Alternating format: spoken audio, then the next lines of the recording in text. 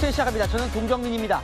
공수처와 국회가 윤석열 대통령에 대한 조사 압박을 이어갔습니다. 공수처는 대통령 강제 구인과 대통령실과 관저 압수수색을 동시에 시도했고, 국회는 청문회 나와라 동행명령을 집행했습니다. 먼저 공수처부터 살펴봅니다. 대통령 측은 진술을 거부한다는데도 계속 강제 구인을 하는 건 분풀이를 넘어 인권 침해라고 반발했고, 공수처장은 사법부를 존중하라고 맞받았습니다. 설 연휴 전엔 검찰에 사건을 넘겨야 하는 만큼 공수처에 갈 길이 바빠 보입니다. 첫 소식 송정현 기자입니다. 검은색 승합차가 서울구치소 안으로 들어갑니다. 공수처 수사관들이 윤 대통령을 강제 구인하기 위해 찾아온 겁니다. 지금 구속영장 심사에 지금 소환에 불응하고 있어서 불가피하게 강제 구인에 나서고 있습니다.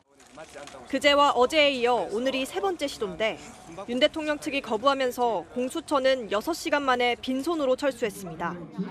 공수처는 조사를 위해 구치소를 방문했지만 피의자 측이 일체의 조사를 거부해 이뤄지지 않았다고 전했습니다. 윤 대통령 측은 심각한 인권 침해라며 강하게 반발했습니다.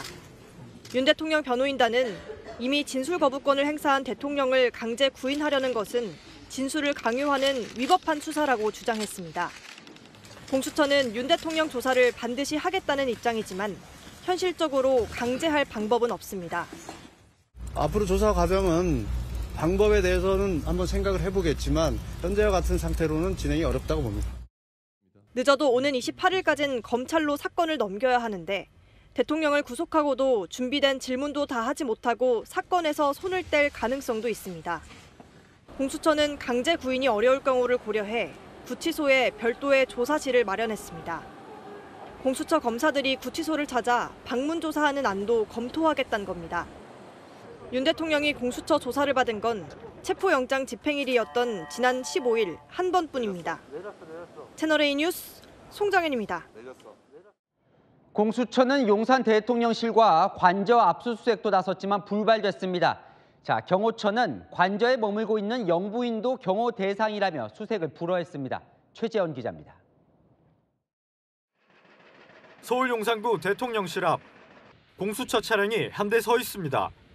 오후 3시쯤 노란색 박스를 든 공수처 수사관들이 차량으로 향합니다. 어떤 자료 확보하신 건지 말씀 한마디만 해주실 수 있을까요? 그럼 비화폰 확보하셨습니까? 공수처는 오늘 오전 10시 30분쯤 한남동 관저와 대통령실에 대해 압수수색을 시도했습니다. 윤 대통령이 사용한 비화폰 서버 기록과 계엄 관련 문건들을 확보하기 위해서입니다. 하지만 결국 자료 확보엔 실패했습니다. 안보시설인 대통령실의 경우 현행법상 압수수색에 필요한 집행 승인이 나지 않았습니다. 대통령실 진입을 하지 못한 겁니다.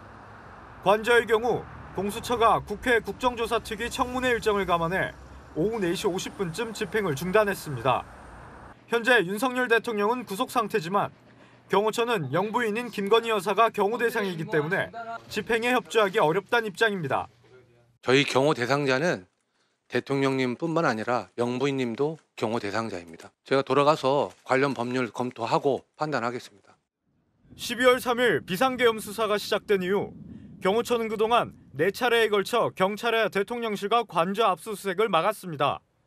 공수처는 내부 논의를 거쳐 압수수색 재시도 여부를 결정할 예정입니다.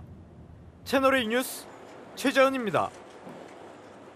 오늘 또 헌정사상 최초가 추가됐습니다. 국회가 청문회에 대통령을 증인으로 채택했는데 나오질 않자 헌정사상 처음으로 대통령 동행명령을 집행했습니다. 대통령을 데려오겠다며 구치소로 국회 직원을 보낸 건데 국민의힘은 망신주기라고 반발했습니다. 백승현 기자입니다. 이번 국정조사 청문회 핵심은 내란숙의 윤석열 대통령의 출석입니다. 즉각 동행명령장을 발부해 주시고 청문회가 시작되자마자 야당은 윤석열 대통령에 대한 동행명령장 발부를 요청했습니다. 증인으로 채택됐는데 안 나온 건 국민을 무시하는 처사라는 겁니다. 여당은 반발했습니다. 이해 없으십니까? 이해가 없습니다. 현직 대통령이 최초로 체포되고 구속이 돼 있습니다. 이 대통령에 대한 동행명령장 이거 대통령 망신주기 아닙니까? 국회 특위는 표결에 붙여 윤 대통령을 포함해 김용현 전 국방부 장관 등 7명에 대한 동행명령장을 발부했습니다. 국회 개의께서는 윤석열 증인을 비롯한 7인에 대한 동행명령을 각각 집행해 주시기 바랍니다.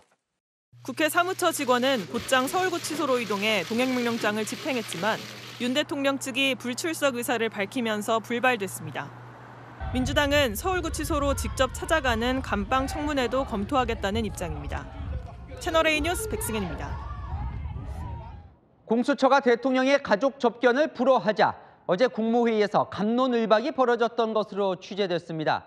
김문수 장관이 대통령 인권 유린이라며 공수처를 비판하는 공식 입장을 내자고 했지만 최상목 대통령 권한대행이 반대한 것으로 알려졌습니다. 조미기 기자의 단독 보도입니다. 어제 오전 10시 시작된 국무회의. 채널A 취재 결과 비공개 자리에서 국무위원들 사이에 갑론을박이 벌어졌습니다. 김태규 방송통신위원장 직무대행이 서울 서부지법에 난입해 체포된 시위대와 관련해 다른 사건과 균형을 맞춰야 한다고 말한 게 발단이었습니다. 민노총 시위대는 경찰이 연행하지 않고 있어 형평성이 맞지 않는다는 취지였습니다. 김문수 장관이 공감하며 말을 보탰습니다. 대통령에게 가족면회를 허용하지 않은 건 인권 유린이라며 대통령이 증거인멸을 할 게 뭐 있냐는 취지로 말했습니다. 공수처가 변호인 외에 대통령의 외부인 접견을 전면 금지한 걸 비판한 겁니다. 김 장관은 공수처의 과도한 조치에 대해 국무회의 차원에서 입장을 낼 것을 제안했다고 한 참석자는 전했습니다. 하지만 다른 참석자는 취지에는 공감하지만 공식화하는 건 적절하지 않다며 반대했고 최상목 대통령 권한대행도 공식 입장을 내는 건 부적절하다며 정리한 걸로 취재됐습니다. 김 장관은 회의 후 과거 본인이 수차례 수감 생활을 할 때에도 가족 면회를 막은 적은 없었다며 아쉽다는 취지로 말한 걸로 전해집니다. 채널A 뉴스 조민기입니다. 오늘 국정조사 첫 번째 청문회가 열렸는데요. 최대 관심은 바로 최상목 쪽지였습니다. 대통령이 개엄 당일 최상목 경제부총리에게 비상입법기구 예산을 확보하라고 줬다는 그 쪽지.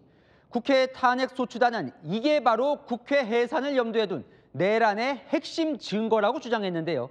대통령은 어제 헌법재판소에서 나는 준 적이 없다고 했습니다. 야당은 대통령이 고위공직자들을 거짓말쟁이로 만들었다고 맹비난했습니다. 대통령은 준 걸까요, 안 준 걸까요? 이세진 기자입니다. 더불어민주당은 비상계엄 선포 당일 작성된 대통령의 비상계엄 쪽지를 공개하며 캐물었습니다.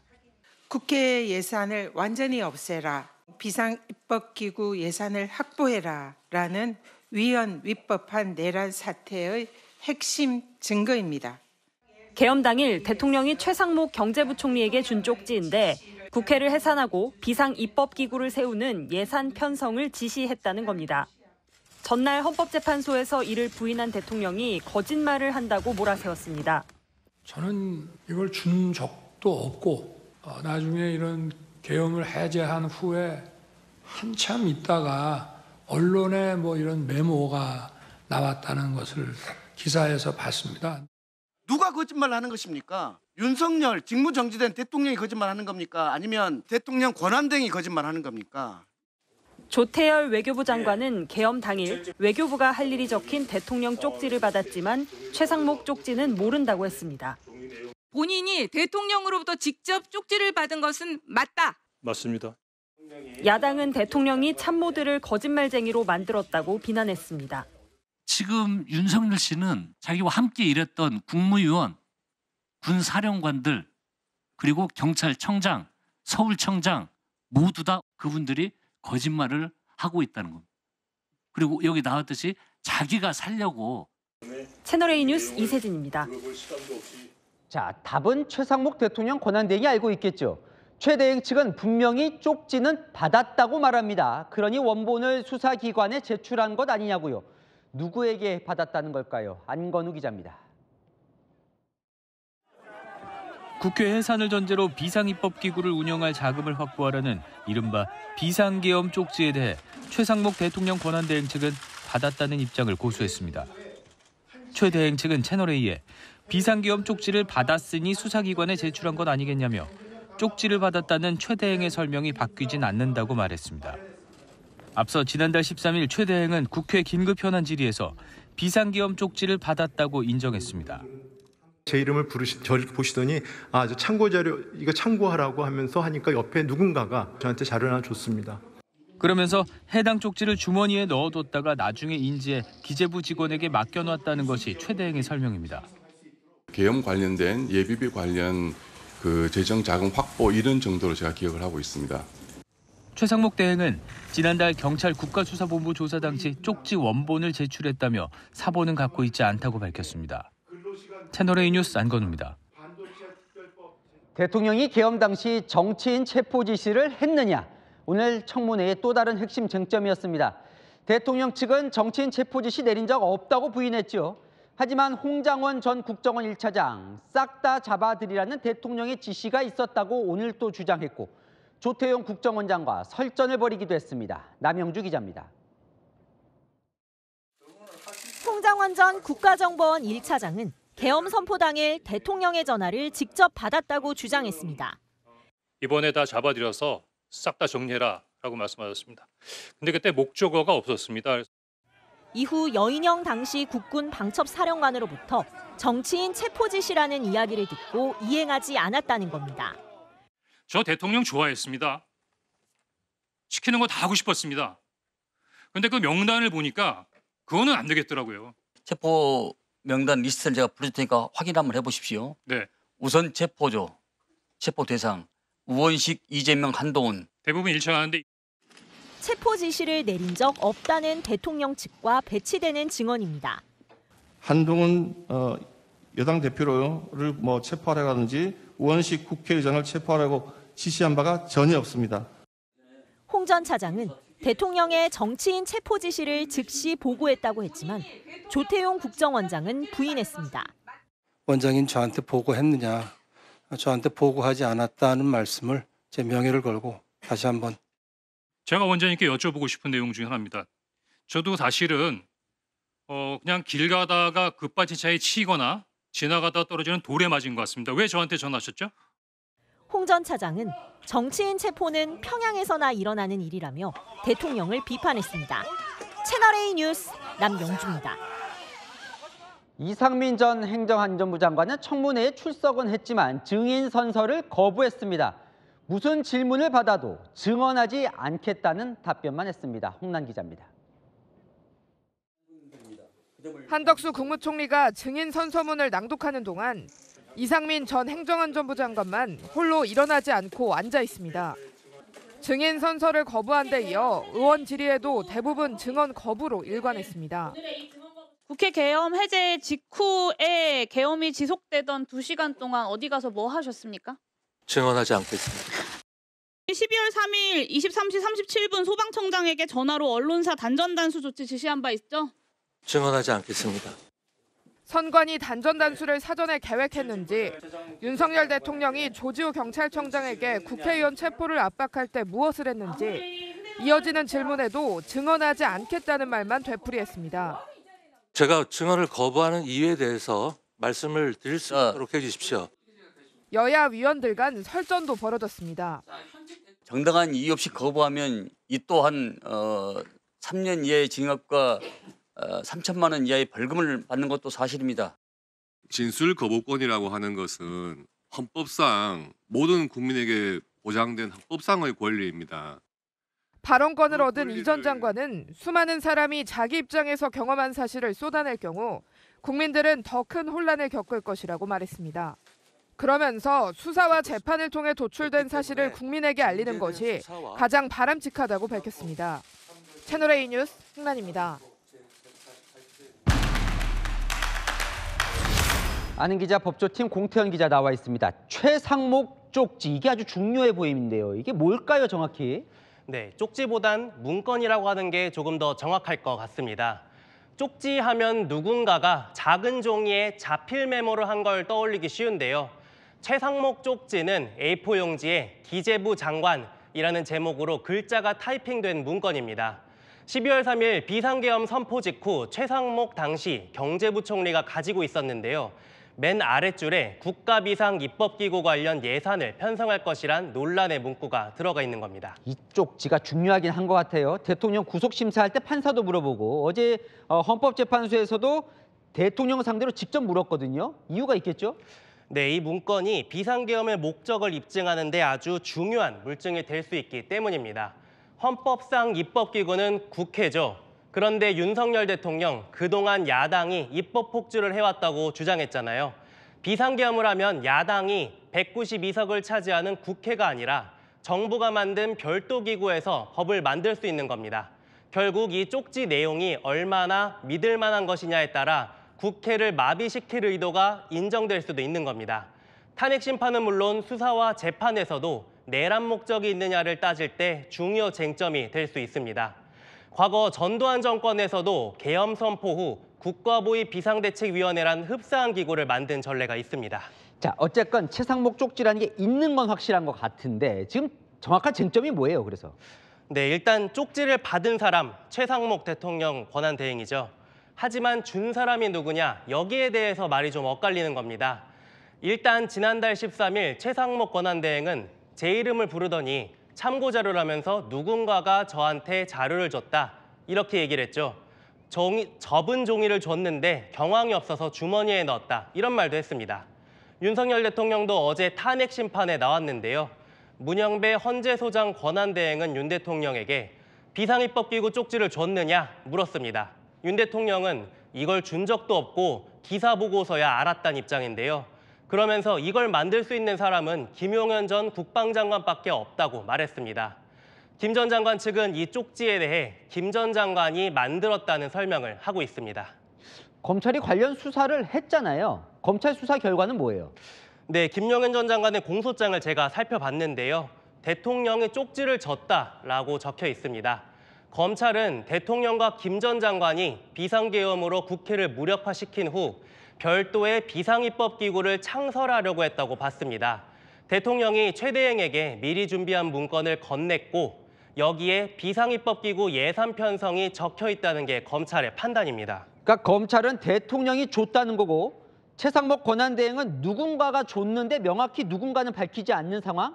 그런데 김용현 전 장관이 만들었다고 대통령은 또 말하고, 야, 이 진실은 결국 대통령이냐 김용현 장관이냐인 것 같은데 내일 두 사람이 만나죠? 네, 맞습니다. 김 전 장관이 증인으로 나와서 쪽지의 작성 여부와 전달 경위를 증언할 걸로 보입니다. 윤 대통령도 쪽지에 관한 설명을 덧붙일 가능성이 높습니다. 최상목 쪽지가 탄핵 심판에서 중요 증거가 될지 지켜봐야 할 것 같습니다. 네, 안희 기자, 공태현 기자와 살펴봤습니다. 국민의힘이 대통령 탄핵 심판만 서두른다며 헌법재판소를 항의 방문했지만 문전박대 당했습니다. 문영배 헌재소장 권한대행이 이재명 민주당 대표의 모친상에 다녀올 정도로 친하다는 의혹도 제기했는데 헌재는 문상은커녕 조의금도 낸 적 없다고 반박했습니다. 이솔 기자입니다. 권성동 원내대표를 비롯한 국민의힘 의원 10명이 헌법재판소 정문 앞에 섰습니다. 윤석열 대통령에 대한 탄핵 심판이 성급하게 이뤄진다고 항의하러 온 건데 헌재가 면담을 거부해 건물 안으로 들어가지 못한 겁니다. 오늘 참 변론 일정이 있어가지고 면담이 좀 어렵다고. 우리가 지금 의원들이 지금 여기 10명이나 와가지고 면담을 요구하는데 처장이 없으면 처장이 없으면 차장이라도 나와서 사유를 설명해야지. 20분 가까이 실랑이가 이어졌지만 헌재 측은 사전 협의가 없었다며 끝내 출입을 제안했습니다. 우리가 직접 와도 이렇게 문전박대하리라고는 예상을 못했죠. 국민의힘은 헌재가 국회의 탄핵소추권 남용에 대한 판단부터 한 뒤 대통령 탄핵소추 결론을 내려야 한다고 주장합니다. 그러면서 문영배 헌재소장 권한대행과 이재명 민주당 대표의 친분서를 제기했습니다.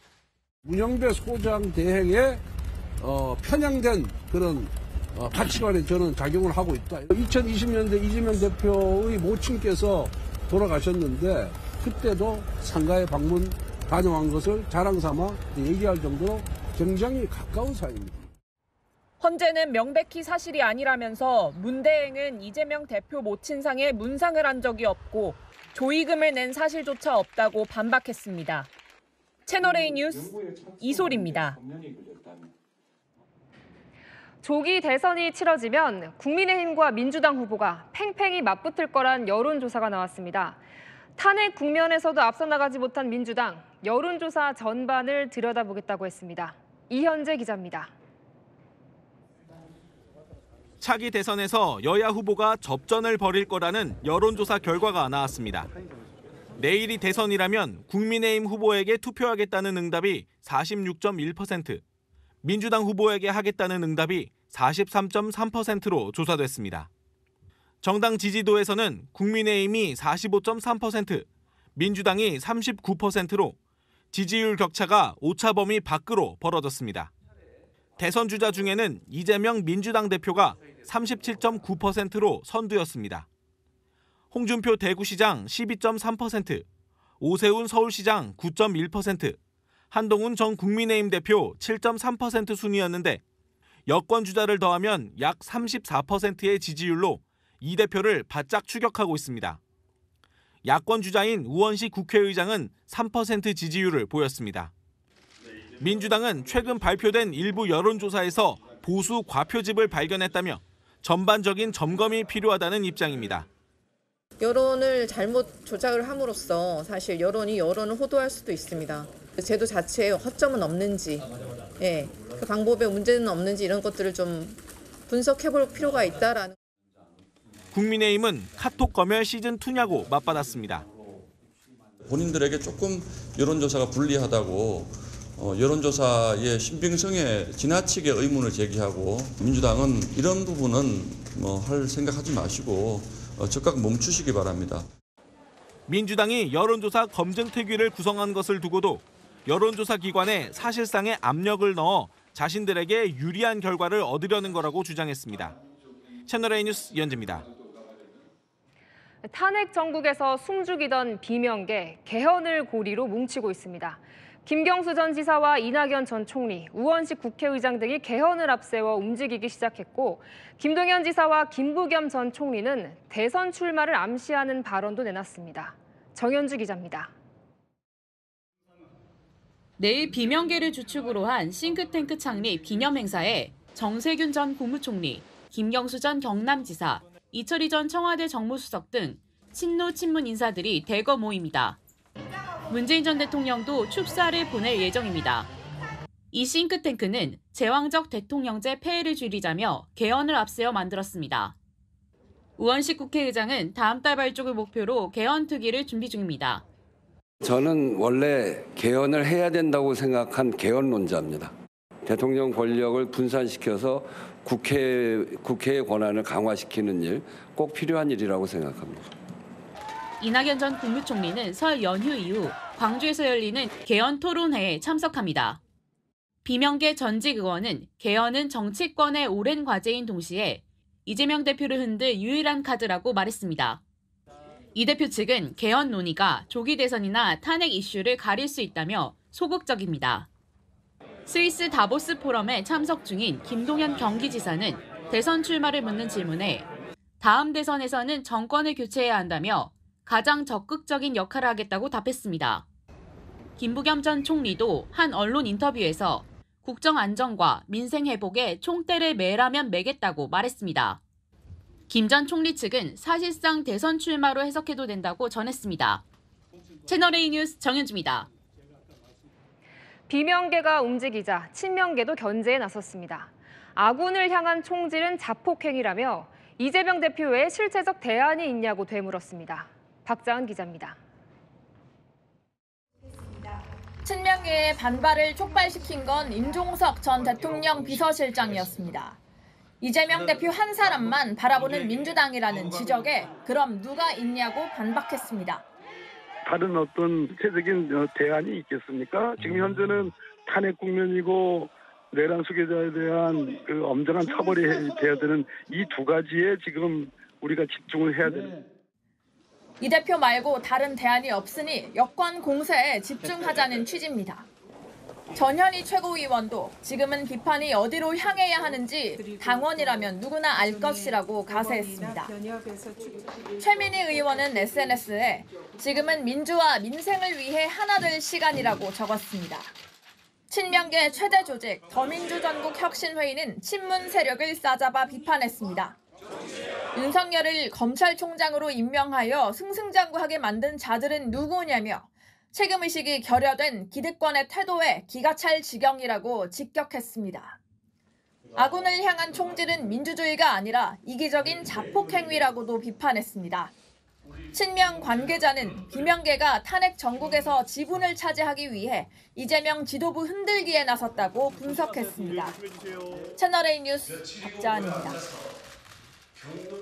여권에서도 잠재적 대권 주자들의 출마 움직임이 관심입니다. 오세훈 서울시장은 아직 이르다면서도 시정 경험은 공공재라며 대권 경쟁이 시작되면 결단할 가능성을 내비쳤습니다. 김설혜 기자입니다. 오세훈 서울시장이 신년 기자간담회에서 조기 대선 출마에 대한 입장을 밝혔습니다. 오 시장은 탄핵 심판 중에 답하기는 이르다 깊은 고민을 하고 있다며 말을 아꼈지만 시정 경험을 공공재라고 표현하며 여지를 남겼습니다. 4선 서울시장으로서 꾸준히 여러 가지 시행착오를 바탕으로 해서 경험을 쌓아온 게 저는 그건 저 개인의 역량이 아닌 일종의 공공재라고 생각합니다. 차기 대권 경쟁이 본격화하면 뛰어들 가능성을 열어놓은 겁니다. 새로운 시대 정신으로는 정상적인 리더십이 필요하다고 했습니다. 윤석열 대통령과 이재명 더불어민주당 대표를 동시에 겨냥했다는 해석이 나옵니다. 정상적인 사람이 하는 합리적인 국정 운영을 보고 싶다. 여든 야든 이러이러한 사람들은 이제 정치 일선에서 좀 사라져줬으면 좋겠다 하는. 오 시장은 최근 SNS에 이 대표는 청산 세력이라거나 이 대표도 구속하고 시작하자는 등 저격하는 글을 잇따라 올려왔습니다. 민주당을 향해서는 한덕수 총리 탄핵 소추와 외교를 정쟁의 도구로 삼는 것이 지지율 하락 요인이었다며 집권만 생각하는 정당이라고 지적했습니다. 오 시장은 대선 화두로 떠오를 개헌에 대해서도 권력 구조 개편을 중심으로 한 개헌이 필요하다고 강조했습니다. 채널A 뉴스 김설혜입니다. 이틀 전 이재명 민주당 대표가 6대 시중은행장을 불러 모아 논란이 일었죠. 김병환 금융위원장이 정치권의 금리 개입은 조심스러워야 한다고 말했습니다. 한덕수 총리도 신중해야 한다고 했습니다. 배정현 기자입니다. 김병환 금융위원장이 정치권의 금리 개입을 정면 비판했습니다. 금리에 대해서 정부도 그렇고 정치권도 그렇고 강하게 개입을 한다든지 하는 부분에 대해서는 조심스러워야 된다고 생각을 합니다. 기본적으로. 지난 20일 이재명 민주당 대표가 6대 시중은행장을 소집하는 과정에서 불거진 정치권의 가산금리 인하 요구 논란을 겨냥한 겁니다. 뭔가를 갖다 강제하기 위한 건 전혀 아닙니다. 회동 전부터 비판 여론이 일면서 금리 관련 논의는 빠졌지만 민주당은 자체적으로 가산금리 산정 기준을 변경해 은행권의 금리 인하를 압박하는 은행법 개정을 추진 중입니다. 한덕수 국무총리도 이날 국정조사 특별위원회 청문회에서 이 대표와 은행장들의 만남을 비판했습니다. 어느 나라 정부도 특히 정치권의 고위직이 금융기관을 직접 만나서 요청을 하는 것은 상당히 신중해야 된다 하는 것은 어느 나라나 다 똑같은. 정치 행위를 금융에 넣기 시작하면 금융이 제대로 발전할 수 없다는 겁니다. 주진우 국민의힘 의원도 오만의 발로이자 이미 대통령이 된 듯하다며 이 대표를 비판했습니다. 채널A 뉴스 배정현입니다. 민주당 회의 공개석상에 호신용품들이 모습을 드러냈습니다. 요즘 야당 의원들 신변 안전이 위협을 받아 방검복을 챙겨 입고 다닌다면서요. 민주당은 이재명 대표에 대한 경호 강화 방안도 검토 중입니다. 구자준 기자입니다. 이재명 민주당 대표가 검은색 팔토시를 이리저리 만져봅니다. 박찬대 원내대표와 함께 흰색 조끼도 살펴봅니다. 민주당 지도부가 모인 자리에 방탄복과 방검토시가 등장했습니다. 이거는 방탄도 되고 방검도 됩니다. 이거는 방금 토시입니다. 이렇게 안에 그냥 칼로 이렇게 했을 땐 칼은 안 베입니다. 야당 의원들을 향한 테러 위협이 갈수록 높아지고 있다며 호신용품을 소개한 겁니다. 탄핵 정국 이후 박찬대 원내대표와 박선원 의원 등은 방검복을 착용하고 있는 것으로 알려졌습니다. 김병주 최고위원은 이재명 대표를 향한 협박성 글과 문자가 많다며 경찰에 경호를 강화해달라고 요구했습니다. 지금 슬라이드에 나온 거는 이것을 순화한 겁니다. 이거 그대로 발표하면은 너무나 끔찍해서 이재명 집으로 갑시다. 우리 이재명 대표 대단히 위험합니다.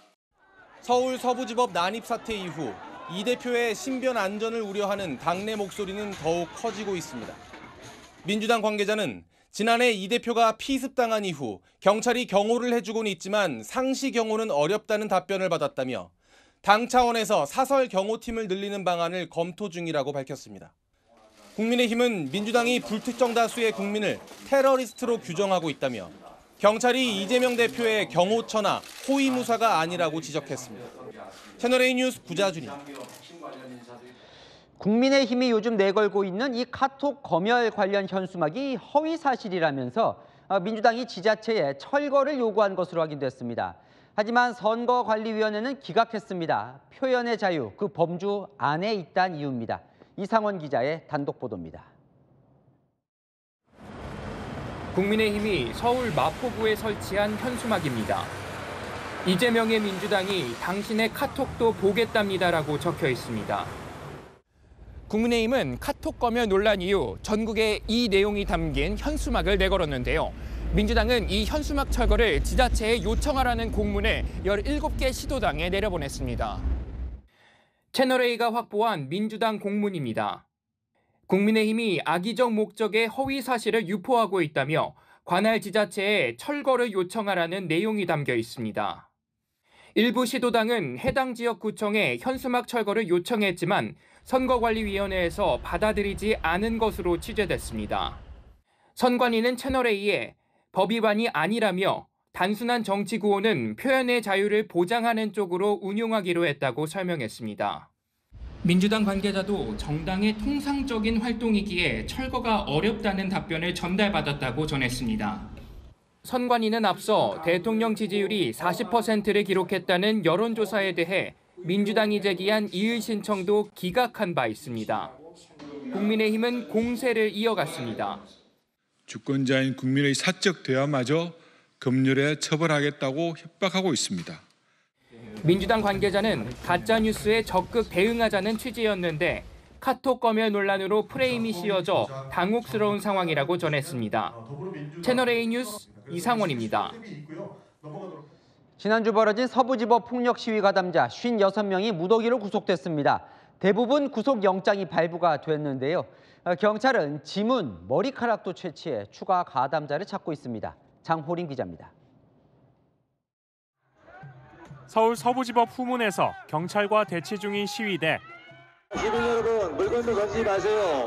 물건들을 던지려고 위험한 일을 중지하여 주시기 바랍니다. 시위대가 경찰을 폭행하면서 아수라장으로 변했습니다.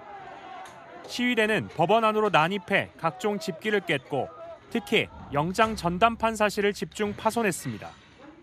구속심사 후 빠져나가는 공수처 차량을 가로막고 차량을 파손하기도 했습니다.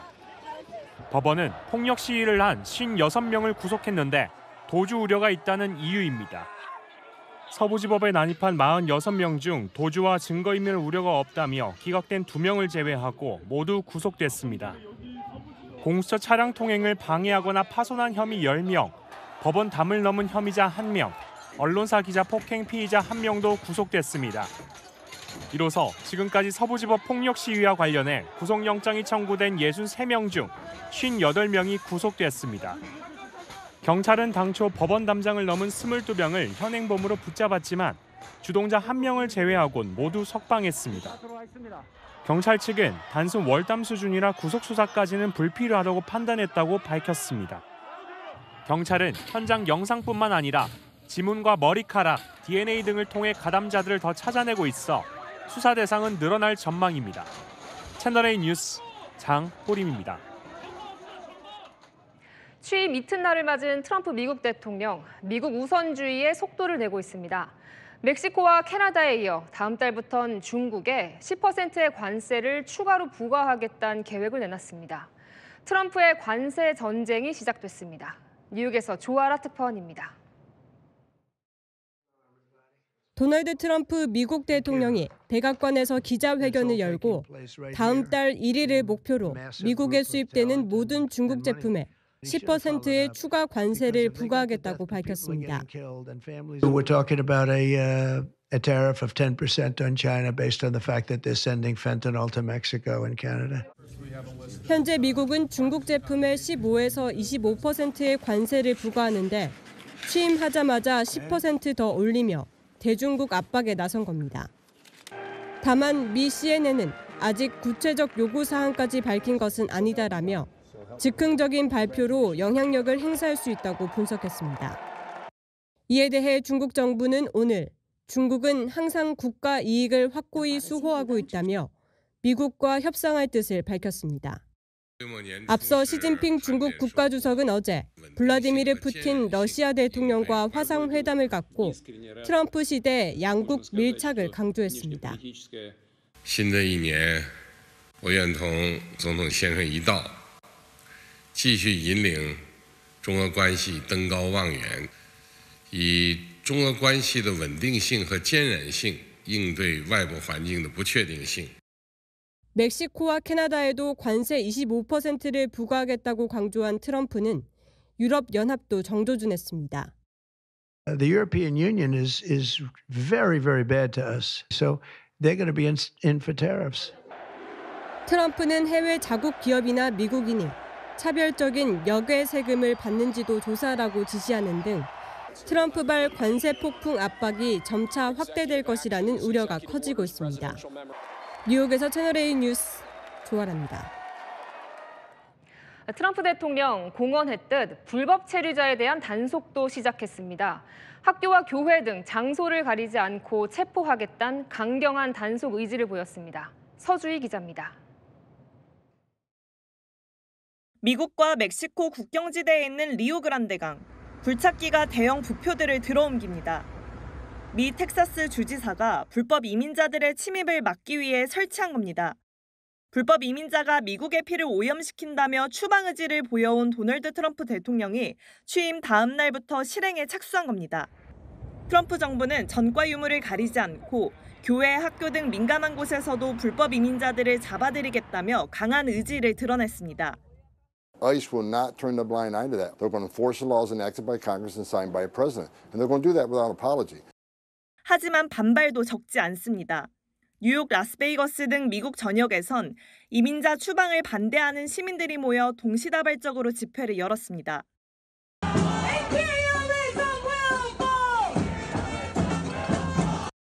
특히 취임 첫날 트럼프가 서명한 불법 이민자 자녀의 미국 출생 시민권 폐지 행정명령이 위헌이라며 22개 주정부가 소송을 내기도 했습니다. 트럼프가 참석한 국가기도회에서도 성공의 주교가 이를 포용해달라는 설교를 했습니다. But the vast majority of immigrants are not criminals. 트럼프는 불편한 기색을 숨기지 않았습니다. 트럼프는 SNS를 통해 그녀는 매우 무례한 방식으로 자신의 교회를 정치적으로 사용했다며 대중에게 사과해야 한다고 맹비난했습니다. 채널A 뉴스 서주입니다. 중국의 동영상 플랫폼 틱톡에 대해선 이런 말도 했습니다. 자신의 최측근인 일론 머스크가 원하면 살 수 있게 하겠다고요. 장하연 기자입니다. 도널드 트럼프 미국 대통령이 중국 동영상 플랫폼 틱톡의 미국 내 사업권에 대해 일론 머스크 테슬라 CEO가 인수하는 것을 허용할 뜻을 밝혔습니다. Are you open to Elon buying TikTok? I would be if he wanted to buy it, yeah. 트럼프는 취임 첫날 조 바이든 전 정권 때 발효됐던 틱톡 서비스 금지 조치를 75일간 유예하는 행정명령을 내렸는데 하루 만에 자신의 최측근인 머스크에게 틱톡을 넘길 수 있다는 뜻을 암시한 겁니다. 그러면서 기자회견에 와 있는 레리 앨리슨 오라클 CEO에게도 기회를 줄 수 있다고 밝혔습니다. 오라클은 틱톡의 서버를 제공하는 업체입니다. I'd like Larry to buy it too. I have the right to make a deal. 틱톡은 개인정보 유출이 우려된다며 틱톡의 미국 사업권을 강제로 매각하게 한 법안 시행에 반발해 서비스를 중단한 바 있습니다. 현재 서비스는 재개됐지만 인수 경쟁은 본격화하는 모양새입니다. 인수 주체로 떠오른 CEO들은 말을 아끼고 있습니다. 다만 머스크는 최근 표현의 자유에 반하는 틱톡 금지에 반대한다며 바이든 전 정부의 조치를 비판한 바 있습니다. 틱톡 측은 현재 입장을 내지 않고 있는 가운데 추 쇼츠 틱톡 CEO는 트럼프 취임식 당시 앞줄이 아닌 맨 뒷줄에 있어 트럼프와 가장 멀리 떨어진 빅테크 거물이라는 평가를 받은 바 있습니다. 채널A 뉴스 장하연입니다. 불법 체류 중인 외국인들이 돈벌이를 위해 일하다 사고가 난 것처럼 꾸미다 적발됐습니다. 한국인 브로커와 짜고 이런 일을 벌인 건데 스스로 손가락을 자르기까지 했습니다. 배영진 기자가 취재했습니다. 경찰이 외국인 여성에게 체포영장을 제시합니다. 허리를 다쳤다며 허위로 산업재해 신청을 한 게 들통난 겁니다. 나와서 하나도 돈 안 받았어. 그래 알겠어. 지금까지 아프고 살고 있어. 일어나고. 외국인 불법 체류자 15명을 스스로 신체를 훼손한 뒤 일을 하다 다쳤다며 허위로 작성한 요양신청서를 근로복지공단에 냈습니다. 지난 2년간 이런 수법으로 챙긴 보험금은 5억 원에 달합니다. 배후엔 한국인 브로커 A씨가 있었습니다. 체류 기간이 끝난 외국인을 포섭한 뒤 손가락을 절단하거나 부러뜨리게 하고 허위 사업장에서 사고를 당한 것처럼 꾸몄습니다. 이렇게 타낸 보험금의 30%를 수수료 명목으로 챙겼습니다. 외국인들은 보험금도 챙기고 여기에 비자를 받을 수 있다는 말에 범행에 가담했습니다. 불법 체류자도 산업재해 비자를 받으면 최대 1년간 합법적으로 국내 체류가 가능합니다. 한국에서 합법적인 신분으로 돈을 벌 수 있다는 그것 때문에 자신의 신체를 상해하면서까지 400만 원 정도까지는 번다는 것을 저희들이 확인되었습니다. 경찰은 A씨 등 14명을 구속하고 외국인 2명을 추방했습니다. 채널A 뉴스 배영진입니다. 불법 체류 중인 외국인들이 돈벌이를 위해 일하다 사고가 난 것처럼 꾸미다 적발됐습니다. 한국인 브로커와 짜고 이런 일을 벌인 건데 스스로 손가락을 자르기까지 했습니다. 배영진 기자가 취재했습니다. 경찰이 외국인 여성에게 체포영장을 제시합니다. 허리를 다쳤다며 허위로 산업재해 신청을 한 게 들통난 겁니다. 나와서 하나도 돈 안 받았어. 그래 알겠어. 지금까지 아프고 살고 있어. 일어나고. 외국인 불법 체류자 15명을 스스로 신체를 훼손한 뒤 일을 하다 다쳤다며 허위로 작성한 요양신청서를 근로복지공단에 냈습니다. 지난 2년간 이런 수법으로 챙긴 보험금은 5억 원에 달합니다. 배후엔 한국인 브로커 A씨가 있었습니다. 체류 기간이 끝난 외국인을 포섭한 뒤 손가락을 절단하거나 부러뜨리게 하고 허위 사업장에서 사고를 당한 것처럼 꾸몄습니다. 이렇게 타낸 보험금의 30%를 수수료 명목으로 챙겼습니다. 외국인들은 보험금도 챙기고 여기에 비자를 받을 수 있다는 말에 범행에 가담했습니다. 불법 체류자도 산업재해 비자를 받으면 최대 1년간 합법적으로 국내 체류가 가능합니다. 한국에서 합법적인 신분으로 돈을 벌 수 있다는 그것 때문에 자신의 신체를 상해하면서까지 400만 원 정도까지는 번다는 것을 저희들이 확인되었습니다. 경찰은 A씨 등 14명을 구속하고 외국인 2명을 추방했습니다. 채널A 뉴스 배영진입니다. 서울 지하철 요금이 1년 반 만에 150원 오릅니다. 3월부터 1,550원을 내야 하는데요. 시민들 반응은 어떨까요? 김승희 기자입니다. 서울시가 서울 지하철 요금을 150원 올리기로 했습니다. 지하철 성인 요금은 기존 1,400원에서 1,550원이 되고 청소년과 어린이 요금도 각각 900원과 550원으로 100원, 50원씩 비싸집니다. 서울시는 2023년에 2번에 걸쳐 모두 300원을 인상하기로 하고 그해 10월 우선 150원을 올렸습니다. 나머지는 지난해 인상하려다 정부의 물가 인상 억제 요청에 미뤄왔는데 이제는 더 미룰 수 없다고 본 겁니다. 교통요금은 올해 상반기 중에 가급적이면 경기 인천과 협의를 해서 지금 3월 중에는 시행할 수 있을 걸로 내다봐집니다.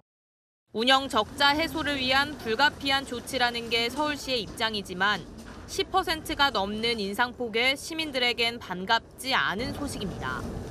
이제 지하철이나 대중교통 쓰는 게 너무 부담스러운 느낌? 노인 무임승차 제도부터 손봐야 한다는 목소리도 나옵니다. 무료로 이렇게 타고 다닌다는 게 굉장히 부담스러워요. 너무 이른 나이서부터 무료로 이렇게 제공을 하는데 지하철 요금의 50% 정도만 할인을 해주는 게. 서울시는 정액요금을 내고 지하철과 버스를 무제한 이용하는 기후 동행카드엔 영향이 없을 거라고 설명했습니다. 한 달에 62,000원인 기후 동행카드 요금은 지하철 요금 인상과 상관없이 그대로 두겠다는 겁니다. 채널A 뉴스 김승입니다. 가습기 살균제에서 유해물질이 검출돼 수많은 희생자를 낳은 사건 기억하실 텐데요. 이번엔 공기청정기 필터에서 같은 물질이 검출됐습니다. 김태우 기자입니다. 시중에서 판매되는 공기청정기 필터 제품 42종 중 8종의 제품에서 유해물질이 검출됐습니다. 세균 증식 억제 기능이 있어 살충제나 세제 등에 쓰이는 합성 혼합 화학물입니다. 장기간 노출되면 호흡기나 피부, 눈에 자극을 일으킬 수 있습니다. 가습기 살균제 피해 사태 때 폐를 손상시킬 수 있는 유해물질 중 하나로 지목된 성분입니다. 가습기 살균제 사건으로 많은 애기들이 죽었다고 했는데 그런 게 노출이 됐다고 하면 많이 불안할 것 같습니다. 적발 제품들은 공기청정기 제조사의 정품 필터가 아닌 호환 필터로 비정품입니다. 유해물질을 사용하고도 신고는 물론 안전검사도 거치지 않은 걸로 드러났습니다. 살생물 물질을 사용을 했을 때 한해서 신고를 하셔야 되는 상황이어서 절차가 이루어지지 않았다라고. 문제는 제품을 구입할 때도 안전검사를 거친 제품을 구별해내기가 쉽지 않다는 점입니다. 공기청정기 제조사가 직접 만들어 판매하는 정품 필터입니다. 안전기준 적합 확인을 통과한 제품이지만 제품 겉면에는 검사를 받았다는 표시를 찾아볼 수 없습니다. 환경부는 문제 제품에 판매 금지와 회수 명령을 내렸습니다. 채널A 뉴스 김태우입니다. 요즘 편의점에 가면 스타 셰프들의 얼굴을 내건 음식 제품들이 많지요. 정작 이 셰프들 제품 만드는데 얼마나 관여한 걸까 궁금하지 않으십니까? 경제카메라 임종민 기자가 알아봤습니다.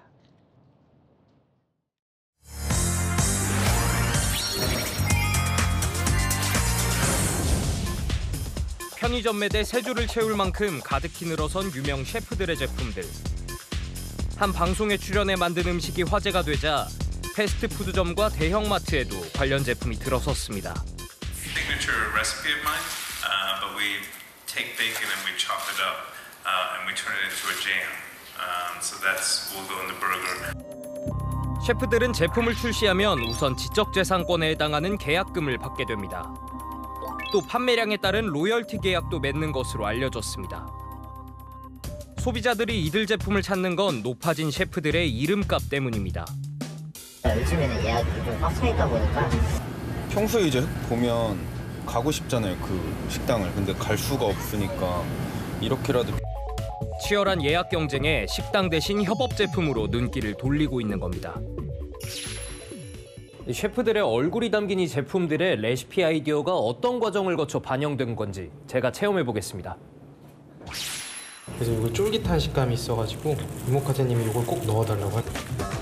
셰프가 추구하는 맛과 방식을 다 구현할 수 없는 만큼 맛에 변화를 줄 수 있는 재료 구성이나 소스에 중점을 두고 있다는 설명입니다. 셰프님께서도 이게 좀 덜 달았으면 좋겠긴 해요라는 피드백이 있으셔서. 하지만 대량 생산을 할 수밖에 없다 보니 한계가 있다는 아쉬움도 나옵니다. 기술적인 한계는 늘 존재하기 마련입니다. 불맛을 내서 조리를 하려고 해도 이게 향이 금방 날아가거나 아니면 유통되는 과정에서 이게 그 향이 달아나 버리는 거야. 셰프 마케팅이 쏟아지며 오인할 수 있는 사례들도 등장했습니다. 실제 제품에 참여하지 않았음에도 셰프가 인정한이라는 수식어를 붙이거나 단순 광고 모델이지만 제품에 참여한 것처럼 비춰져 혼동을 빚는 겁니다. 각종 협업 제품에 유명 셰프들의 레시피를 쉽게 접할 수 있게 됐지만 유명세만 이용한 과장 마케팅에는 주의가 필요해 보입니다. 경제카메라 임종민입니다. 성혜랑 기자와 여랑야랑 시작합니다. 첫 번째 주제 보겠습니다. 시끄러운 개혁신당, 무슨 시대로 가는 거예요? 네, 여기도 바야흐로 대행 시대입니다. 천하람 원내대표가 이 허은하 대표 대신 당대표 대행을 맡겠다고 나섰습니다. 긴급 최고회의를 시작하겠습니다. 오늘부로 천하람 원내대표가 허은하 당대표의 권한을 대행하는 체제로 운영된다. 바야흐로 대행의 시대입니다.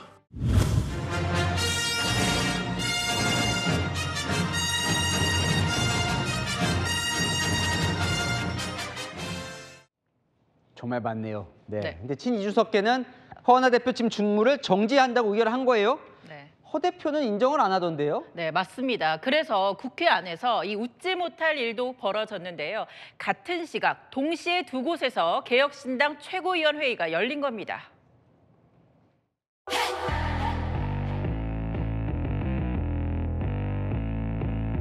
원내대표인 제가 직무대행을 하는 것. 스스로 당대표 직무대행을 참칭하는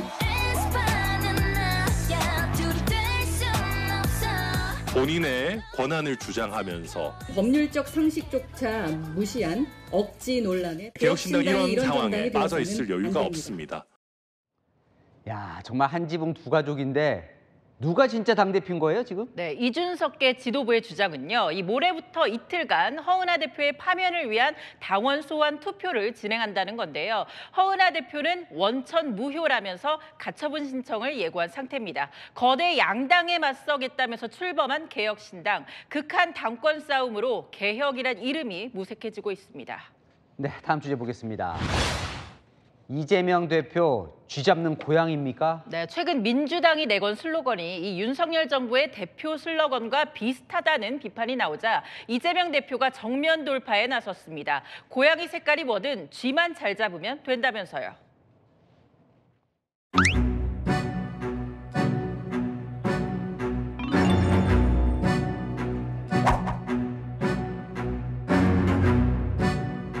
맞습니다. 똑같긴 합니다. 알면서도 제가 쓰자고 했습니다. 쥐만 잘 잡으면 되지 그게 흰 고양이든 까만 고양이든 회색 고양이든 무슨 상관이 있겠습니까? 흑묘, 백묘론, 이 대표가 자주 쓰는 말이죠. 네, 실용을 강조하면서 과거 중국의 덩샤오핑 전 주석이 했던 말인데요. 이 이재명 대표 코로나19 잡는데도 러시아산 백신이라고 해서 제외할 필요 없다면서 4년 전에 이야기 꺼냈었고요. 2년 전에도 썼더라고요. 민생의 어려움을 조금이라도 덜 수 있다면 검은 고양이, 흰 고양이 가릴 때가 아닙니다. 요즘 부쩍 중도층 마음 잡기에 신경 쓰는 것 같죠. 네, 하나 더 보겠습니다.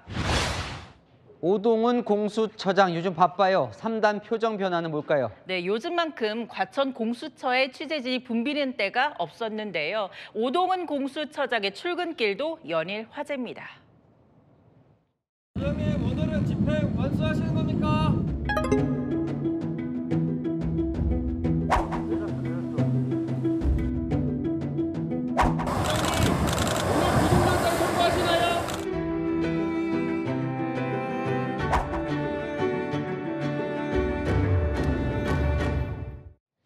표정에서 다 드러나던데 오늘은 어떤 거예요? 네, 차에서 내리자마자 질문 받기도 전에 작심한 듯 말을 꺼냈습니다. 메시지를 적은 종이도 꺼내 들었고요. 오늘은 왜 작심한 걸까요? 네, 비교적 편한 얼굴로 취재진에 청사 사정이 안 좋다, 노고가 많다고 말을 건네던 오 공수처장. 대통령 수사 이야기가 나오자 표정이 싹 바뀌었습니다. 일정 정도 그렇게 보고 있습니다. 우리 수사진이 밤 9시까지 부인을 위해서 기다렸고 매우 유감스럽게 생각합니다. 근데 이 대통령 구속영장 청구한 그 당일에 오 처장이 회식을 하는 모습이 포착이 돼서 좀 논란이더라고요. 네, 맞습니다. 닷새 전 공수처 간부들과 이 와인 등 반주를 곁들여서 회식한 걸로 알려졌는데요. 국민의힘은 이 영장 청구에 와인 축배를 든 거냐고 이 비판을 했고요. 하지만 공수처는 공수처장과 차장을 제외한 수사팀원들은 음주하지 않았다고 해명했습니다. 사상 초유의 현직 대통령 체포와 구속, 그 수사 지휘봉의 무게만큼 처신도 그에 맞아야겠죠. 네, 지금까지 여랑야랑이었습니다. 오타니 이전 일본 야구의 전설 이치로가 아시아계 최초로 메이저리그 명예의 전당에 입성했습니다. 만장일치에 딱 한 표 모자랐는데요. 김호영 기자입니다. And he becomes the first ever Japanese player to be elected to the National Baseball Hall of Fame. Ichiro, welcome to Cooperstown. 일본 야구 전설 스즈키 이치로가 미국 메이저리그 명예의 전당에 입성했습니다. 미국 야구기자협회 소속 10년차 이상의 기자들을 대상으로 투표한 결과 총 394표 중 393표를 얻었습니다. 만장일치까지 단 한 표 부족할 정도로 압도적인 지지를 얻으며 아시아 선수로는 최초로 메이저리그 레전드로 인정받은 겁니다. 2001年、僕が初めて MLB に挑戦した年に、おそらく地球上の誰も想像はできなかったと思うんですよね。言葉では言い表せないほどの気持ちです。 역대 만장일치 기록은 2019년 전설의 마무리 투수 마리아노 리베라의 사례가 유일합니다. 이치로는 2020년 데릭 지터와 함께 역대 득표율 2위에 올랐습니다. 뛰어난 타격 센스와 빠른 발, 강한 어깨, 3박자를 모두 갖춘 이치로는 2001년 메이저리그에 데뷔해 첫 해부터 신인상과 MVP를 휩쓸었습니다. 이후 메이저리그에서 19시즌 동안 안타 3,089개, 통산 타율 3할 1푼 1리를 기록했습니다. 시애틀 메리너스는 이치로의 등번호 51번을 영구 결번으로 지정했습니다. 채널A 뉴스 김호영입니다. 뿌옇고 답답한 날이 이어지고 있는데요. 실제 하늘은 이렇게나 파랗습니다. 이걸 느낄 수 없을 정도로 대기오염이 심각한데요. 어제 내려진 비상저감 조치는 중부와 전북으로 확대됐습니다. 손 씻기와 마스크 착용 등 개인위생 잘 지켜주시고요. 장시간 야외 활동은 삼가는 게 좋겠습니다. 내일도 공기가 탁합니다. 대부분 지역에서 나쁨 단계 예상되는데요. 먼지는 금요일부터 흩어질 걸로 보입니다. 내일 아침 서울 영하 2도로 오늘보다 춥겠고요. 중부와 호남은 안개가 짙게 끼겠습니다. 남부지방도 전주와 대구 영하 1도가 예상되고요. 동해안은 모레 눈비가 올 때까지 계속 건조합니다. 임시공휴일인 월요일에는 전국에 비나 눈이 오겠고요. 화요일부터 기온이 큰 폭으로 떨어질 전망입니다. 날씨였습니다. 탄핵 반대하는 자영업자에게 별점 테러를 하고 부정선거 없었다고 하면 중국인이라는 소문을 퍼뜨리고 신상 털기에 좌표 찍기도 벌어집니다. 생각이 다르다고 이렇게 서로 공격해서 되겠습니까? 마침표 찍겠습니다. 용납 못할 사적 테러. 뉴스에 마칩니다. 감사합니다.